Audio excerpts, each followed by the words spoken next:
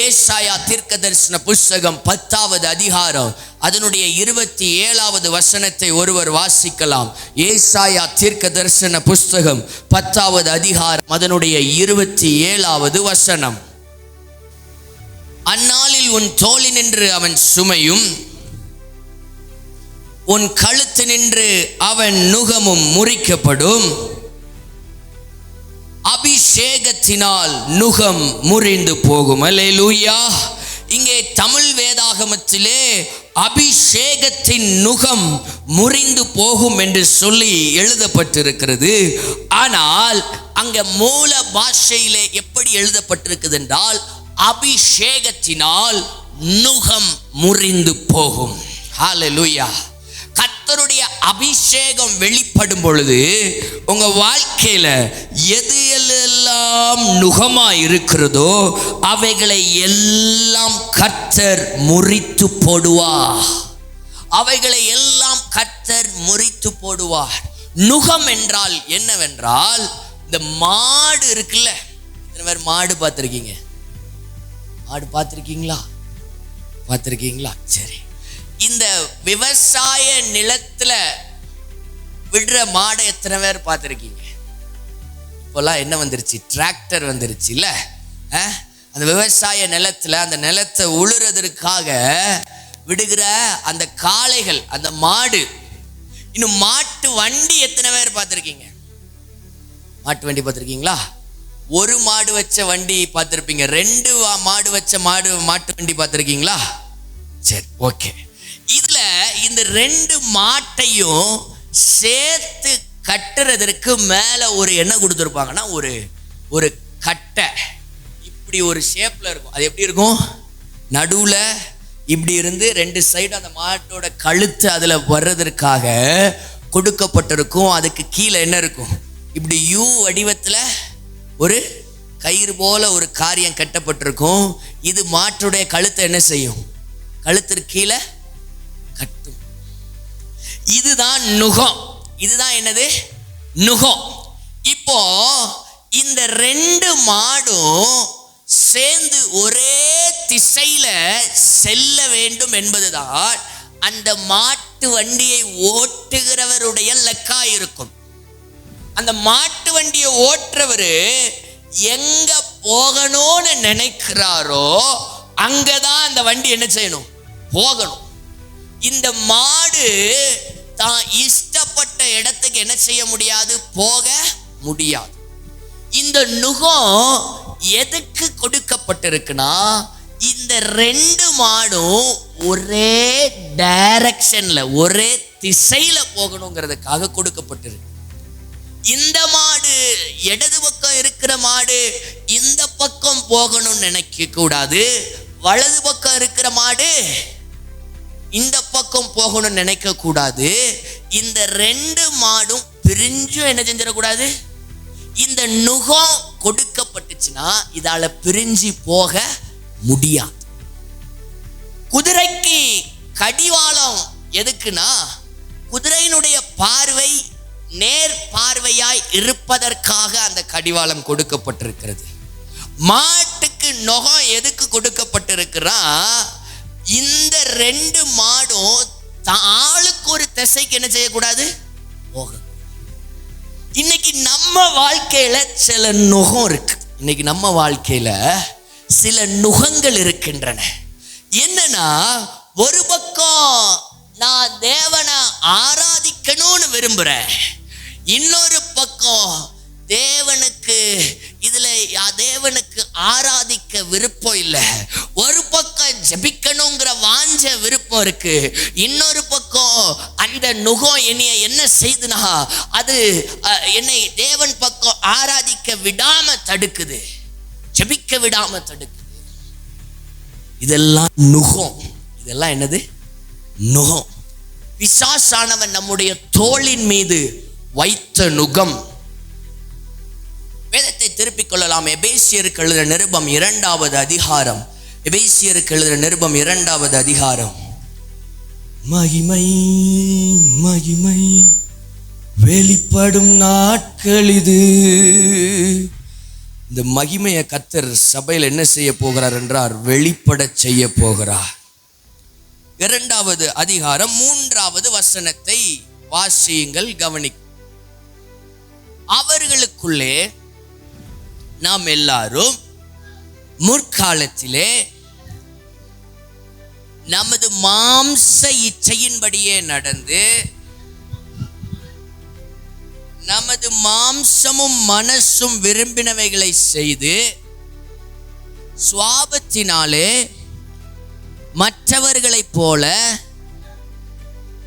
கோபாக்கினையின் பிள்ளைகளாயிருந்தோம். மாம்சமும் மனதும் விரும்பினவைகளை செய்து, மாம்சமும் மனதும் விரும்பினவைகளை செய்து. இந்த மாம்சமும் மனசும் ஒண்ணுக்கு ஒண்ணு என்ன செஞ்சிருது, ஒட்டி கொள்ளுகிறது. இந்த மாம்சமும் மனசும் ஒண்ணுக்கு ஒண்ணு ஒட்டி கொள்ளுகிறது. காரணம் என்ன தெரியுமா? ஆவி மரித்த நிலைமையில காணப்பட்டுச்சு. ஆவி என்ன நிலைமையில காணப்பட்டுச்சு?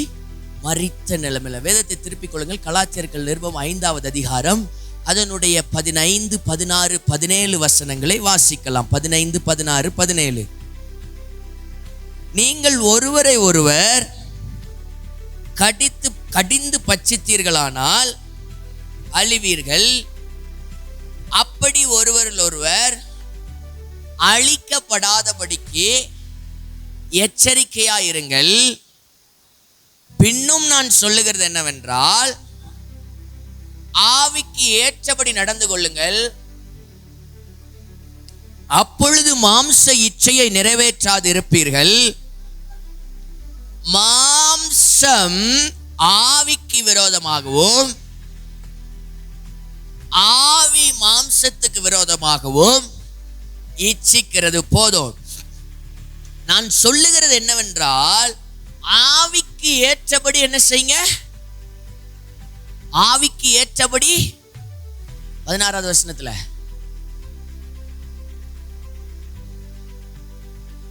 ஆவிக்கு ஏற்றபடி நடந்து கொள்ளுங்கள், அப்பொழுது மாம்ச இச்சையை நிறைவேற்றாது இருப்பீர்கள். இப்ப இந்த மாடுக்கு என்ன பிரச்சனைனா, ஒரு மாட்டுக்கு இந்த பக்கம் போகணும்னு ஆசை, இன்னொரு மாட்டுக்கு எந்த பக்கம் போகணும்னு ஆசை. சொல்லுங்க, பேசுற எத்தனை பேருக்கு புரியுது? நல்லா புரியுதா? புரிஞ்சா கொஞ்சம் திரும்ப என்ன செய்யுங்க, கேட்குற கேள்விக்கு வெறும் நான் பிரசங்கம் பண்ணிட்டு போறதுக்காக இங்க வரல, பண்ற பிரசங்கம் உங்க வாழ்க்கையை மாற்றணும். ஹல்லேலூயா. இன்னொரு மாட்டுக்கு எந்த பக்கம் போகணும்னு ஆசை? இந்த பக்கம் போகணும்னு ஆசை. இப்போ நடுவுல என்ன இருக்கு? நுகம் இருக்கிறனால இந்த பக்கம் போகணும்னு நினைக்கிற மாட்டுக்கு இந்த பக்கமும் போக முடியாது, இந்த பக்கம் போகணும்னு நினைக்கிற மாட்டுக்கு இந்த பக்கமும் போக முடியாது. இப்ப மாட்டை ஓட்டுறவர் என்ன நினைக்காரோ அதுதான் என்ன செய்யும்? நடக்கும். அதுதான் என்ன செய்யும்? நடக்கும்.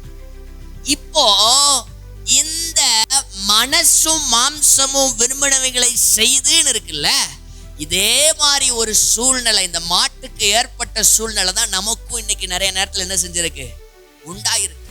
ஒரு நுகம் தேவ சமூகத்துக்கு போகணும்னு நினைக்கிறோம், ஆனா ஓட்டுறவன் எங்க இருக்கான்? வண்டி மேல உட்கார்ந்துருக்கான். உட்கார வேண்டியவர் அங்க என்ன செய்யல? உட்காரல. ஏன்னா இது அவரோட நுகம் கிடையாது, இது பிசாசு நம்ம மேல வச்ச நுகம். இந்த மாடு எந்த வண்டியில கட்டப்பட்டிருக்குன்னா வேற வண்டியில கட்டப்பட்டிருக்கு. மாடு எந்த வண்டியில கட்டப்பட்டிருக்கு? வேற வண்டியில கட்டப்பட்டிருக்கு. இப்போ ஆண்டவர் அபிஷேகத்தை அனுப்பும் போது அவர் இந்த வண்டியில கட்டப்பட்டிருக்கிற மாட்டை அவர் கலட்டி எடுத்து இன்னொரு வண்டியில கட்டுறவர் இல்ல, அவர் இந்த நுகத்தை உடைச்சி, வெறும் கலட்டுறவர் இல்ல, கலட்டினா திரும்ப அது என்ன செஞ்சிரும்? அதுல மாட்ட முடியும். ஆனா இந்த நுகத்தை அவர் உடைச்சி அவரோட நுகத்தை நம்ம மேல வைக்கிறவராயிருக்கிறார். ஹல்லேலூயா, ஹல்லேலூயா, ஹல்லேலூயா. எத்தனை பேருக்கு நான் சொல்றது புரியுது? அபிஷேகம் உங்க வாழ்க்கையை கட்டி எழுப்பும். அபிஷேகம் உங்க வாழ்க்கையை கட்டி எழுப்பும். எந்தெந்த நுகம்லாம் உடைக்கப்படணுமோ அந்த நுகத்தை இன்னைக்கு அபிஷேகம் உடைக்க போகுது. அந்த நுகம் உடைக்கப்படும் பொழுது கர்த்தர் அந்த மகிமையை வெளிப்பட செய்வார். சபையில பெரிய எழுப்புதலை கர்த்தர் காண செய்வார். ஹல்லேலூயா, ஹல்லேலூயா, ஹல்லேலூயா, ஹல்லேலூயா. அப்போ மாம்சமும் மனசும் விரும்புது. இது என்ன நுகம்னா பிசாசானவன் கட்டி வச்சிருக்கிற நுகம். இப்ப ஆவி மாம்சத்துக்கு விரோதமாகவும் மாம்சம் ஆவிக்கு விரோதமாகவும் என்ன செய்யுது? போராடுது. தேவ அன்பு என்ன செஞ்சிருக்கு? நீங்க உங்க சொந்த முயற்சியில மன்னிக்க பிரயாசப்பட்டீங்கன்னா மன்னிக்க முடியாது.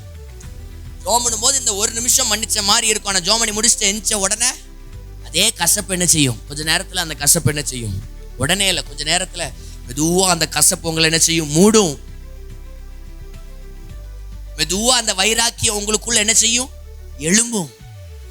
ஆனா தேவ அன்புல மாம்ச அன்பு என்று சொல்லி ஒன்று இருக்கிறது, தேவ அன்பு என்று சொல்லி ஒன்று இருக்கிறது. ஆண்டவர் உங்களுக்கும் எனக்கும் கொடுத்த அன்பு தேவ அன்பு. உங்களுக்கு எனக்கும் கொடுத்த அன்பு தேவ அன்பு. தேவ அன்பு தம்முடைய அன்பை, அதாவது என்னவென்றால் அவருடைய அன்பை உங்களுக்குள்ள ஊற்றி இருக்கிறார். அல்லேலூயா. எப்படி பரிசுத்த ஆவியானவர் வரும்போது அவருடைய வல்லமையை நமக்குள்ள ஊற்றுறாரோ, அவருடைய வரத்தை நமக்கு கொடுக்கிறாரோ, அவரோட கனியை நமக்கு கொடுக்கிறாரோ, அதே போல பரிசுத்த ஆவியானுடைய அபிஷேகத்தை பெற்றுக்கொள்ளும் போது அவருடைய அன்பு நமக்குள்ள ஊற்றப்பட்டு இருக்கிறது. அப்பதான் 1 கொரிந்தியர் 13 நம்ம வாழ்க்கையில சரியா நிறைவேற்ற முடியும். 1 கொரிந்தியர் 13 எடுத்துக்கொள்ளுங்கள். அன்பு 4வது வசனத்துல இருந்து. அன்பு நீடிய சாந்தமும், அன்புக்கு பொறாமை இல்லை, அன்பு தன்னைத்தானே. சிலருக்கு அவங்க செஞ்ச காரியத்திலேயே என்ன இருக்கும்? பெருமை. நான் ஆண்டவருக்காக இவ்வளோ செஞ்சேன், அவ்வளோ செஞ்சேன், நான் யார் தெரியுமா, எவ்வளோ காணிக்கை கொடுத்தேன் தெரியுமா, நான் எவ்வளோ உழைச்சேன் தெரியுமா. அன்பு தன்னை என்ன செய்யாது? புகழாது. ஏன்னா இதெல்லாம் நான் சர்ச்சைக்கு செய்யல, ஆண்டவருக்கு செஞ்சேன். இதெல்லாம் நான் ஆண்டவர் எனக்கு சொன்னனால செஞ்சேங்கிறத விட ஆண்டவர் மேல நான் வச்சிருக்க அன்புல செஞ்சேன். ஆண்டவர் மேல வச்சிருக்க அன்புல செஞ்சேன். நான் வேதத்தை வாசிக்கிறது ஆண்டவரை நான் நேசிக்கிறனால. ஆண்டவரை நான் முழங்கால் படிட்டு ஜெபிக்கிறது, நான் உபவாசிக்கிறது ஆண்டவரை நேசிக்கிறனால. தேவ அன்பு நமக்குள்ள ஊற்றப்பட்டிருக்கிறது உண்மை. தேவ அன்பு உங்களுக்குள்ள ஊற்றப்பட்டிருக்கிறனாலதான் இன்னைக்கு இந்த நேரத்துல, இந்த மத்தியான நேரத்துல இங்க வந்து என்ன செஞ்சிருக்கிறீங்க? உட்கார்ந்துருக்கீங்க. தேவ அன்பு உங்களுக்குள்ள ஊற்றப்பட்டிருக்கிறது. ஆனா இந்த ஊற்றப்பட்டிருக்கிற தேவ அன்பு செயல்பட விடாதபடிக்கு பிசாசு சில காரியங்களை நம்ம கண்களை விட்டு மறைச்சு வைக்கிறான். பிசாசு சில நேரத்துல நம்மளை பார்க்க வைக்கிறான், நம்ம சுயத்தை பார்க்க வைக்கிறான், என்னுடைய இருதயத்தின் காயங்களை பார்க்க வைக்கிறான். நிறைய நேரத்தில் நம்ம பட்ட காயங்களையே பார்த்து கொண்டு இருக்கிறோம். நம்முடைய காரியங்களே நம்ம பார்த்து கொண்டிருக்கிறோம். யாரை பார்க்கறதுக்கு பதிலா? தேவனை பார்க்கறதுக்கு பதிலா, அவர் எனக்கு தந்தவைகளை பார்த்ததுக்கு பதிலா. ஆண்டவர் நம்மளை எப்படி படைச்சிருக்காரு தெரியுமாங்க? அவரோட இயல்பை நமக்குள்ள வச்சு படைச்சிருக்கார். நம்முடைய சாயலின்படியும் தம்முடைய ரூபத்தின்படியும் உண்டாக்கி இருக்கிறார். இந்த கிறிஸ்தவ வாழ்க்கையில வெற்றியுள்ள ஒரு வாழ்க்கை வாழுகிறது, தேவனோடு இணைந்து வாழ்கிற வாழ்க்கை, தேவன் விரும்புகிற வாழ்க்கையை வாழுவது கடினோன்னு பிசாசு காட்டி கொடுத்துட்டான். பிசாசு எப்படி சொல்லிட்டான்? கடினோன்னு. பரிசுத்தமா உன்னால வாழ முடியாது.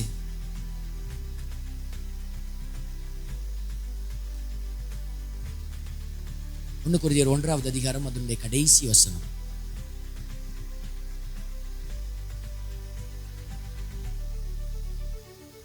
அவரே தேவனால் நமக்கு ஞானமும் நீதியும் பரிசுத்தமும், இயேசுவே நம்முடைய தகுதியா இருக்கிறார்.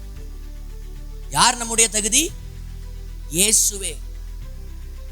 இன்ன வரைக்கும் நான் சொல்றது புரியுது? இன்னைக்கு நம்ம நிறைய காரியங்களை மறக்கிறோம். மறக்கிறதுல விஷயம் என்ன தெரியுமா? ஆண்டவர் தன்னுடைய இயல்பை எனக்கு கொடுத்து என்னை உண்டாக்கி இருக்காருங்கிறத மறந்துடுறோம். அவங்கள மன்னிக்க முடியுங்கிற இயல்பை எனக்குள்ள அவர் என்ன செஞ்சிருக்கிறார்? இது தேவனுடைய வார்த்தையோடு பழக பழக, தேவனோடு பழக பழக இந்த குணாதிசயங்கள் நம்ம இடத்தில் என்ன செய்ய வைக்கிறது? வெளிப்படுகிறது. யோவான் எழுதின சுவிசேஷம் 15வது அதிகாரம் 4வது வசனம், 5வது வசனம், 6வது வசனத்தை வாசியுங்கள். 4, 5, 6. என்னில் நிலைத்திருங்கள், நானும் உங்களில் நிலைத்திருப்பேன். இது என்ன அர்த்தம்னா, என்னில் abide in me, கிறிஸ்துவுக்குள் நானும் உங்களில், I will also be abiding in you, கிறிஸ்து உங்களுக்குள்ள. எப்படி? நம்ம யாருக்குள்ள? சொல்லுங்க. நம்ம சத்தமா சொல்றவரை விட மாட்டேன். நம்ம யாருக்குள்ள? அந்த கிறிஸ்துங்கிற வார்த்தையை சொல்றதுக்கே அவ்வளவு யோசிக்கீங்க? என்ன கெட்ட வார்த்தையா சொல்ல வைக்க? நம்ம யாருக்குள்ள இருக்கோம்? கிறிஸ்து யாருக்குள்ள இருக்கிறார்? நமக்குள்ள. நம்ம யாருக்குள்ள இருக்கோம்? கிறிஸ்து யாருக்குள்ள இருக்கிறார்? என்னில் நிலைத்திருங்கள், நானும் உங்களில். அடுத்தது, கொடியானது திராட்சை செடியில் நிலைத்திராவிட்டால் அது தானாய் கனி கொடுக்க மாட்டாதது போல, நீங்களும் அந்த கிறிஸ்துவுக்குள்ளன்னு இருக்கிற அனுபவத்துல நீங்களும் இல்லனா கனி கொடுக்க மாட்டீங்க. நல்லா புரிஞ்சுங்க. இந்த வசனத்தை அப்படியே நிறுத்திக்கோங்க. தொடர்ந்து அடுத்து நீங்களே வாசிங்க இந்த வசனத்தை. நீங்க கிறிஸ்துவுக்குள்ள இருக்கீங்க, கிறிஸ்து உங்களுக்குள்ள இருக்கிறாரு. நீங்களும் நானும் கிறிஸ்துவுக்குள்ள நிலைச்சு இருந்தாதான் கனி கொடுக்க முடியும், இல்லனா கனி கொடுக்க முடியாது. எப்படி ஒரு கொடியானது அந்த செடியில நிலைச்சிருந்தாதான் கனி கொடுக்க முடியுமோ, அதே போல இப்போ ஒரு திராட்சை கொடியை அந்த செடியை விட்டு எடுத்துட்டா, திராட்சை கொடியை அந்த செடியை விட்டு பிச்சு எடுத்துட்டா அது கனி கொடுக்குமா கொடுக்காதா? அல்ல பழம், திராட்சை பழம் கிடைக்குமா கிடைக்காதா? அப்போ அந்த கொடி செடியோட இணைஞ்சிருந்தான்னு சொல்றதோட நிலைச்சிருந்தா கனி. இப்போ நிலைச்சிருக்கிற அனுபவம் என்ன அனுபவம்? யாருக்குள்ள இருக்கிற அனுபவம்? கொஞ்சம் சத்தமா சொல்லுங்க. நிலைச்சிருக்கிற அனுபவம் யாரோட இருக்கிற அனுபவம்? கிறிஸ்துவுக்கு. அப்போ உங்களால கனி கொடுக்க முடியுமா முடியாதா? அப்போ நம்மளால கனி கொடுக்க முடியுமா முடியாதா? முடியும். ஏன்னா நான் அவருக்கு உள்ள இருக்கிறேன், அவர் எனக்கு உள்ள இருக்கிற. இத பார்க்க ஆரம்பிச்சு,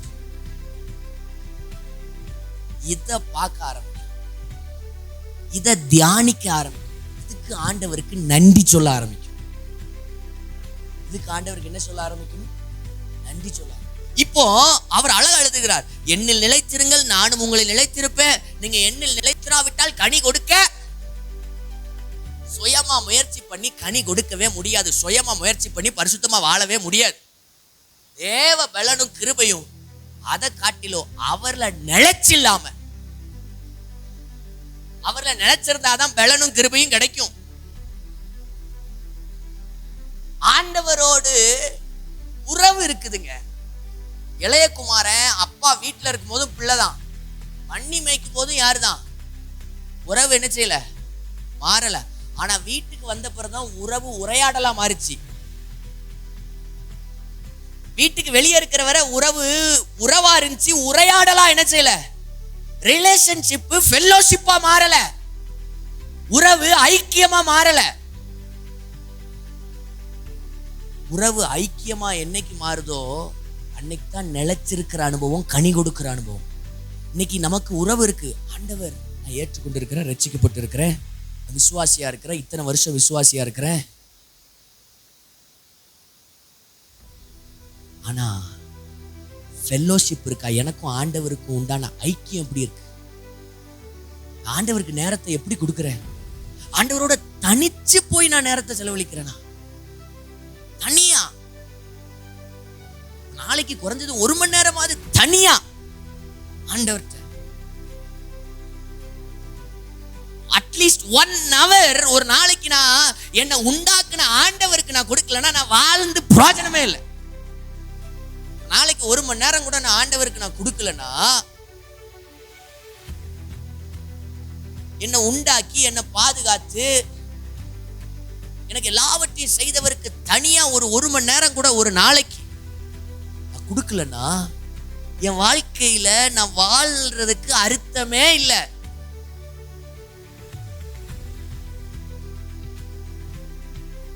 எதுல நிலைச்சிருக்கணும்?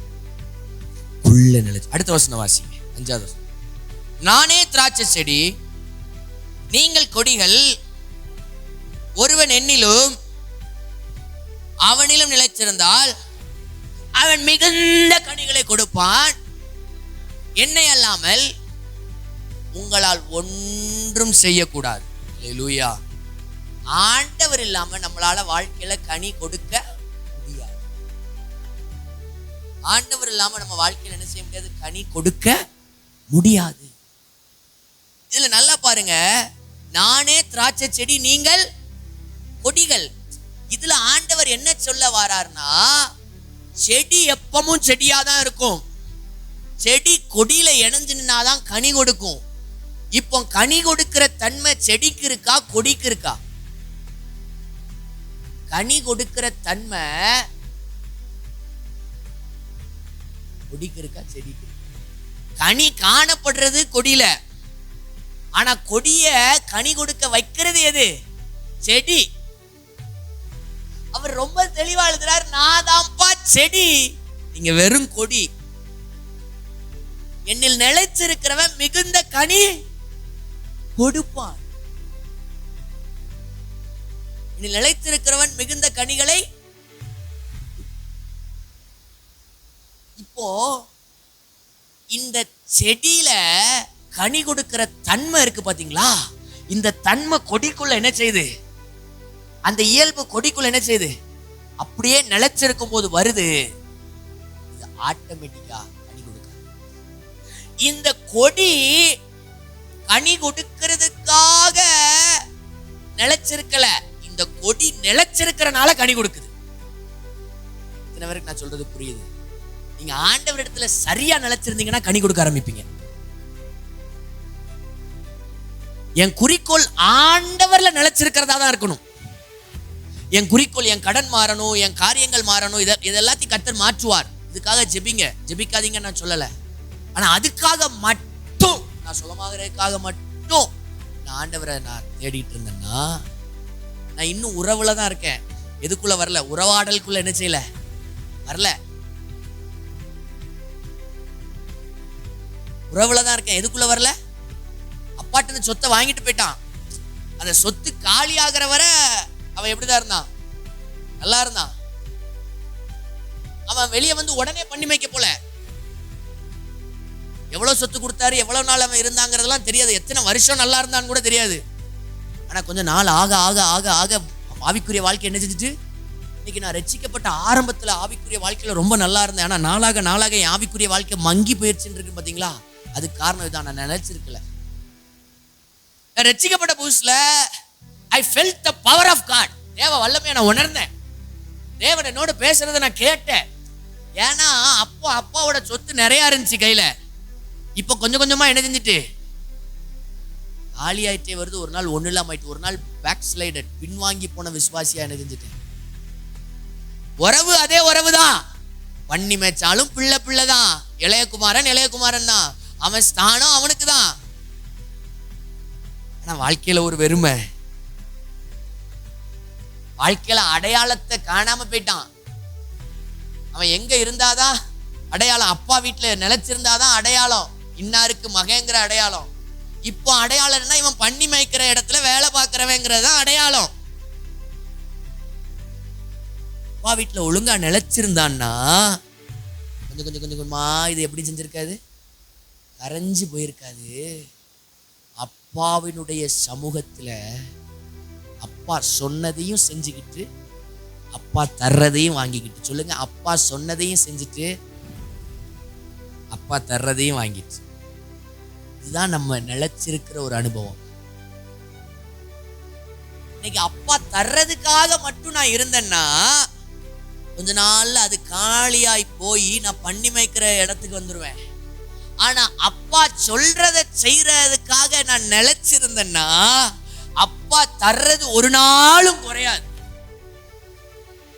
அப்பா தர்றது ஒரு நாள் என்ன செய்யாது, குறையாது. இதுதான் நிலைச்சிருக்கிற ஒரு அனுபவம். அப்போ அவர் யாரு, நல்லா நினைச்சுக்கோ, அவர் யாரு, திராட்சை செடி. நம்ம யாரு, திராட்சை கொடி. இப்ப இந்த திராட்சை கொடி கனி கொடுக்கணும்னா திராட்சை செடியில நிலைச்சு இருக்கணும். திராட்சை செடியில எப்படி இருக்கணும், நிலைச்சு இருக்கணும்.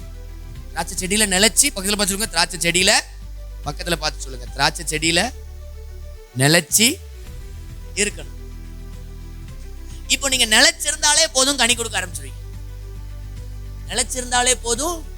ஏன்னா செடியில இருக்கிற சத்து எங்க வந்துரும், செடியில இருக்கிற இயல்பு எங்க வந்துரும், கொடிக்கு. என் குறிக்கோள் எல்லா நிலைமையிலும் நான் அவரில் நிலைச்சிருக்கிறத என்ன செய்யணும், பார்க்கணும். அடுத்தது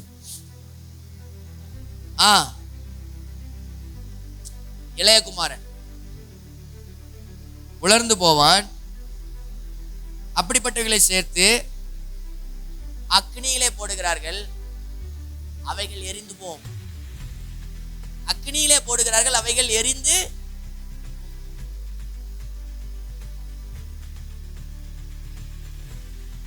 ஒருவன் என்னில் நிலைத்திராவிட்டால் வெளியே எரியுண்ட, ஒருவன் என்னில் நிலைத்திராவிட்டால் வெளியே. இந்த இளையகுமாரன் அப்படியே ஞாபகம் வச்சுக்கிடுங்க, வீட்டுலதான் இருந்தான், இப்ப நிலைச்சிருக்கல. இப்ப என்ன பண்ணிட்டான், வீட்டை விட்டு வெளியே போயிட்டான். என்னவாயிட்டான், வெளியே எரியுண்ட கொடியை போல அவன் எரியுண்டு உலர்ந்து. ஃபர்ஸ்ட் ஆரம்பத்துல நல்லாதான் இருந்தான், கொஞ்சம் சொத்துலாம் காலியான உடனே என்ன செஞ்சிட்டான், ஒண்ணு இல்லாதவனா மாறிட்டான். வெளியே எரியப்பட்ட கொடி கொஞ்ச காலத்துக்கு பச்சையா தான் இருக்கும், அதுக்கு பிறகு எப்படி போயிடும், கருகி சாம்பலா போயிடும்.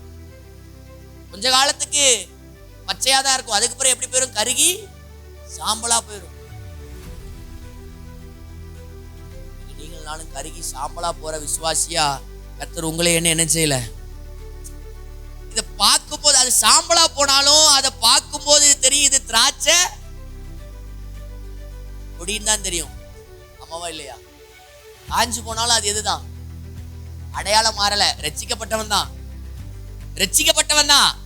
அது பார்த்தாலே என்ன செய்யுது, விசுவாசி தான், பார்த்தாலே தெரியுது. ஆனா கடைசியில் அது என்ன செய்யப்படுது தெரியுமா, அக்னியிலே போடுகிறார்கள், அவைகள் எரிந்து. வேத்த திருப்பிகள் 1 கொரிந்தியர் 15வது அதிகாரம். சிலர் பரலோக ராஜ்யத்துக்கு வரும்போது இப்படி வருவாங்க, நாளானது அதை விளங்கச் செய்யும். 1 கொரிந்தியர் 15வது அதிகாரம்.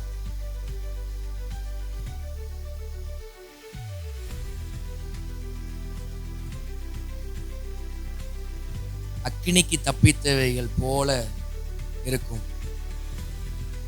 நாளானது அதை விளங்கச் செய்யும். இந்த வசனம் எதுல வருது,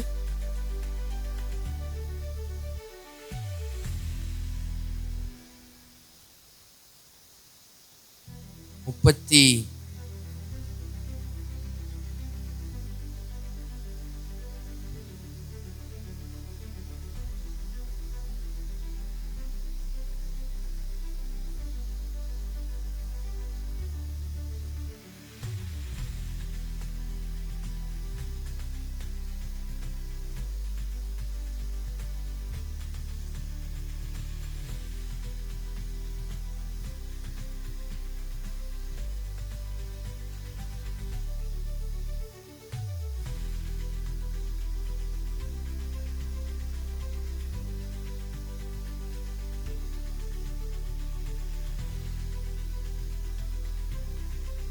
சரி, 15வது அதிகாரத்தில் அந்த வசனத்தை நான் உங்களுக்கு பார்க்கும்போது நான் அந்த வசனத்தை சொல்கிறேன். அதாவது அது எப்படி என்றால், பரலோக ராஜ்யத்திலே நமக்கு மகிமையிலே என்ன உண்டு என்றால் வித்தியாசம் உண்டு. பரலோக ராஜ்யத்திலே எது உண்டு? மகிமையிலே வித்தியாசம் உண்டு. அப்போ ஒரு சிலர் என்ன செய்வாங்கன்னா, பரலோக ராஜ்யத்தில் அவர்கள் 3ல் இருக்கா, 3:15 ஓகே, 3:15 வாசிங்க. ஒருவன் கட்டினது வெண்டு போனால் அவன் நஷ்டமடைவான், அவனோ ரட்சிக்கப்படுவான். அக்கினியில் அகப்பட்டு, இது அப்படியே நீங்க இதுல இருந்து பாத்தீங்கன்னா 14ல இருந்து வாசித்தீங்கன்னா, 4 அதை விளங்கப்படும், ஏனெனில் அது அக்கினியினாலே வெளிப்படுத்தப்படும். அவனுடைய வேலைப்பாடு எத்தன்மை உள்ளதென்று அக்கினியானது பரிசோதிக்கும். அதன் மேல் ஒருவன் கட்டினது நிலைத்தால் அவன் கூலியை பெறுவான். கட்டினது வெந்து போனால் அவன் நஷ்டமடைவான், அவனோ ரட்சிக்கப்படுவான். அதுவும் அக்கினியில் அகப்பட்டு, இப்போ கொடிதான், ஆனா எப்படி இருக்கு? காஞ்சி அருவாடு மாதிரி. காஞ்சி எப்படி இருக்கு? அருவாடு மாதிரி. ரட்சிக்கப்படுவான், பரலோகத்துக்கு வந்துருவோம். ஏன்னா அவரை விசுவாசிக்கிற ஒருவரும் கெட்டு போகாமல் நித்திய ஜீவனை அடையும்படிக்கு இவ்வளவாய் உலகத்தில் அன்பு கூர்ந்தார். பரலோகத்துக்கு வந்துருவோம். ஆனா பரலோகத்துக்கு எப்படி தெரியுமா வருவோம்? இப்படி வருவோம். அக்கினியில் அகப்பட்டு தப்பினது போல மகிமையில வித்தியாசம் இருக்குங்க. நான் வரங்களால பயன்படுத்தப்படுகிறேன். ஆண்டவர் என்னை வரங்களினால் அலங்கரித்து வைத்திருக்கிறார். ஆண்டவர் நான் ஜெபித்தா என் ஜெபத்துக்கு அப்படியே பதில் தரார். நான் இன்னொருத்தருக்காக ஜெபிக்கும் போது என்ன காரியத்துக்காக அவர்களுக்கு ஜெபிக்கிறனோ அதுக்கு கர்த்தர் அப்படியே பதில் தராரு. அது இல்ல மேன்மை. ஆண்டவரே உம்முடைய நாமத்தினால பிசாசை துரத்தினோம், உம்முடைய நாமத்தினால ஆண்டவரே வியாதியஸ்தர்கள் சுகமடைந்தார்கள். அது இல்ல. கனி கொடுக்கிற ஒரு வாழ்க்கை முக்கியமான ஒரு வாழ்க்கை. இன்னைக்கு ஆவியானுடைய அபிஷேகம் நம்மளை தொடும்போது கர்த்தர் இவைகளை எல்லாம் முறித்து போடுகிறவராய் நம் மத்தியில் அவர் வெளிப்பட போகிறார். அல்லேலூயா. எத்தனை பேர் விசுவாசிக்கிறீங்க கர்த்தர் தம்முடைய மகிமையை வெளிப்பட செய்வார்னு? எத்தனை பேர் விசுவாசிக்கிறீங்க? இந்த காரியம் நான் கனி கொடுக்க ஆரம்பிக்கும் போது, எனக்குள்ள இந்த நிலைத்திருக்கிற அனுபவம் வர ஆரம்பிக்கும் போது கர்த்தர் தம்முடைய மகிமையை வெளிப்பட செய்வார். இன்னைக்கு இந்த நுகத்தை கர்த்தர் நம்ம மேல இருந்து முறிக்கணும். இந்த மனசும் மாம்சமும் விரும்பினதை செய்யறோம் பாத்தீங்களா? மன்னிக்க முடியாதது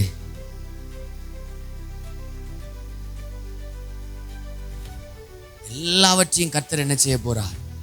முறிக்க போறார். அதுக்கப்புறம் என்ன நடக்கும் தெரியுமா? கர்த்தர் மகிமையை வெளிப்பட செய்வார். இந்த சபையில கர்த்தர் மகிமை மேல மகிமை வெளிப்படுகிறதற்கு நம்ம கொஞ்சம் அவர்களை நிலைச்சிருக்கிறவங்களா என்ன செய்யணும்? மாறணும். இன்னைக்கு அநேகர் கர்த்தருடைய வார்த்தையை ஏற்றுக்கொண்டு கர்த்தருடைய வார்த்தையை கேட்டுட்டு அப்படியே போறதுக்காக ஆண்டவர் நம்மளை அழைக்கல. வசனத்தை கேட்டுட்டு அப்படியே போறதுக்காக ஆண்டவர் நம்மளை தெரிந்து கொள்ளல.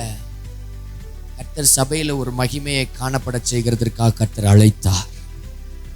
கர்த்தர் இந்த சபையில நம்மளை நாட்டினதற்கு காரணம் மகிமையை வெளியரங்கமாக்குகிறதற்காக. வேதத்தை திருப்பிக் கொள்ளலாம். ஏசாயா தீர்க்கதரிசன புஸ்தகம் 40வது அதிகாரம் அதனுடைய 5வது வசனத்தை வாசிக்கலாம்.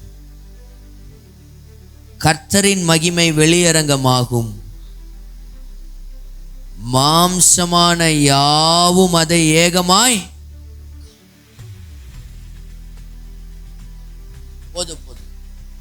போதும். கர்த்தருடைய மகிமை வெளியரங்கமாகும். மாம்சமான கண்கள் அதை எப்படி பார்ப்பாங்களா? ஏகமாய் பார்ப்பார். மகிமை எப்ப தெரியுமா? இந்த சோதனையெல்லாம் நான் ஜெயிக்கணும். எந்த சோதனை? மன்னிக்கிறது, ஆசீர்வதிக்க. இந்த ரெண்டு மன்னியாமை ஆசீர்வதிக்காம இருக்கிற இந்த ரெண்டு நுகமும் இந்த நாள்ல நம்ம மேல இருந்து முறிக்கப்படணும். அதற்கு நீங்க ஒப்பு கொடுக்கும் போது கர்த்தர் உங்க வாழ்க்கையில பெரிய காரியத்தை செய்யும். ஏசாயா 60ஆம் அதிகாரத்துல எழும்பி பிரகாசி உன் ஒளி வந்தது, கர்த்தருடைய மகிமை உன்மேல் உதித்தது. இந்த 60ஆம் அதிகாரம் முழுவதையும் கர்த்தர் இந்த சபையில நிறைவேற்றுவார். முழுவதையும் கர்த்தர் நிறைவேற்றுவார். சின்னவன் 1000 சிறியவன் பலத்த ஜாதியுமாவான். சின்னவன் 1000 சிறியவன் பலத்த.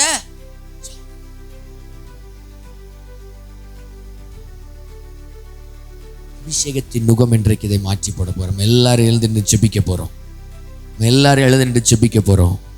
கர்த்தருடைய அபிஷேகம் நம் மீது இறங்கும்படியாய், கர்த்தருடைய அபிஷேகம் கர்த்தர் அதை விளங்க பண்ணும்படியாய். ஹல்லேலூயா.